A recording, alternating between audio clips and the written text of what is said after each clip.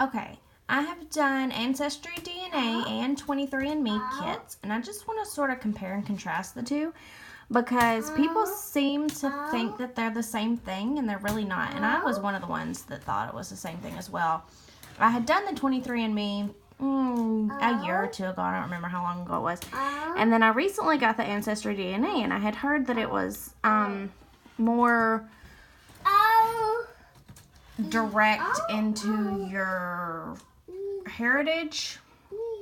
So I figured I'd get pretty much the same results, but with specific locations from my family. And I was only partially correct in that, and I'll go through and tell you why. And I'm not going to click the traits and show you the traits on Ancestry because I did not order a similar kit with 23andMe. I only got the basic 23andMe kit. So we're going to skip the traits and go down. And this is the main thing right here that everybody looks at is your DNA story. And this is on Ancestry, if I forgot to mention. My husband's computer's slow. Oh, and one of the main differences I'll go into in a minute more. I'll just tell you when I'm... Anyway. Both websites update your DNA as the science updates. Do you see that better? Anyway, so you'll get this little logo that says it's up to date every time they update it. So I got it. So here's my Ancestry map on on Ancestry. I'm 66% this little yellow bit right here. England, Wales, and Europe. I'm 33% this little green part right here, which is Ireland and Scotland. I'm 1% Swedish. And all these contribute... Mama. Can you go watch Dinosaur Train, please? No. All these contribute to migratory patterns, putting my family over here in the southeastern United States. Most of my family that I know of that's closer family lives in this little orange bit right here. Alabama, Georgia, and all that. So I'll show you the migratory patterns in a minute, but just to know, this is mostly my DNA from Ancestry. And it can link into my family tree, which is one of the main benefits of AncestryDNA, is that I can actually link it into my family tree. So we're going to run over to 23andMe. I'm going to be doing this a little slower because I have not actually done it on the internet before. On a computer. I've done it on my phone. I've got the apps. Okay, so this is the ancestry composition on 23andMe.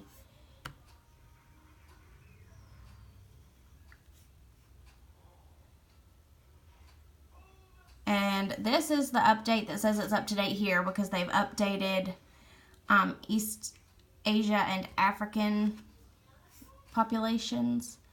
So that's my little up-to-date notification. So here's my 23andMe map, which can link into my family groups, the what's it called, linked DNA or whatever. Anyway, according to this, I'm 99% European, 66% being British and Irish, which linked up with 23, well, not linked up, but it coincided with the ancestry. It shows French and German, and what it doesn't show on Ancestry is even further back. It's got Iberian, Scandinavian, Northwestern European, Southern European, broadly European, Congolese, Sudanese, Melanesian, Native American. And see, none of this lower ranking stuff actually showed on Ancestry, which is kind of a bummer because it's important. All this makes up 100% Kimberly Williams. So that's nice. It doesn't show any migratory patterns. It doesn't show, like localized areas. This is, pretty broad. I mean, look at the Native American side. It's like I could be from anywhere right in here as far as my Native American ancestors go. Which actually, my maiden name is Wehunt, which is a really small population-wise, I guess you would say. So we've actually traced it, and I have a little bit of Cherokee from right up here. So, you know how that goes. But see, the Native American stuff doesn't even show on Ancestry. And neither does the Sub-Saharan African. And neither does this Western European stuff either. It's all right in here. But like I said, there's no migratory patterns, which is kind of a bummer. So we'll go back and check out some of the other benefits of 23andMe.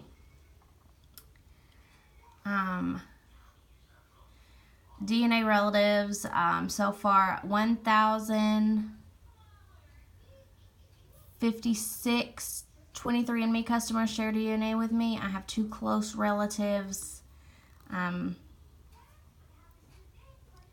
Not terribly close. None of my immediate family. Anyway, it also shows my Neanderthal ancestry, which I am basically a Neanderthal, apparently.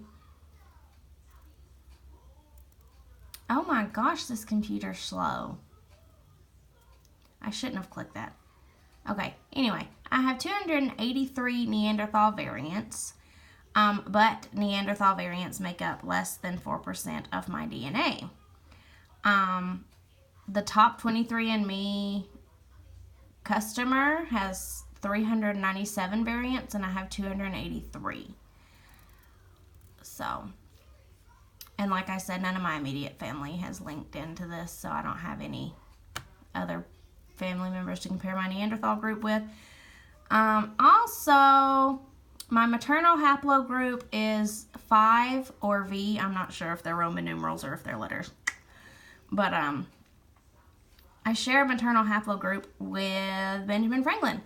I do not have my paternal haplogroup because my dad's not on here. So there's that. And like I said, it's going way back into your DNA. I mean, there's a lot going on here. There's more that we could go through. Not that I know how to find on the computer, because like I said, I do this on the app. I have not unlocked my health, but like as far as family and friends and research and ancestry and all that, it's all on here. So let's go back to Ancestry. I'm not taking your survey right now. Let's go back to Ancestry. And like I said, this shows migratory patterns. So in the 1700s, my ancestors came from England and Ireland and Germany mostly, over to the eastern United States. And can I zoom in on that? I can. The cool thing about this is, like I said, we have a very uncommon last name. And these little dots are all the places that some of my ancestors could have come from according to my DNA.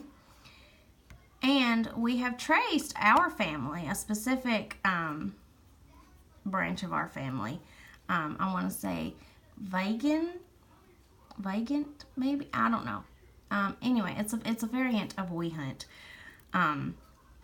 We traced them all the way to a little town called Freinsheim over here near Mannheim, between Mannheim and Kaiserslautern, and it actually is highlighted here. This little area is right around where Freinsheim should be in my migratory patterns, which is a really cool detail. So let's go and we'll keep checking my migratory patterns, 1725, you know, we're still coming over.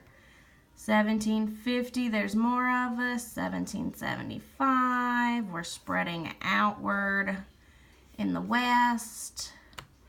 1800, we're really starting to spread out. 1825, we have made it all the way to Texas.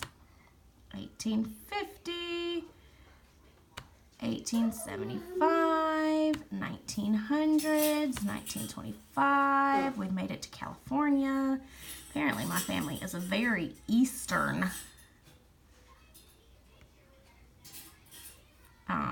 So there's a bunch of us right in here.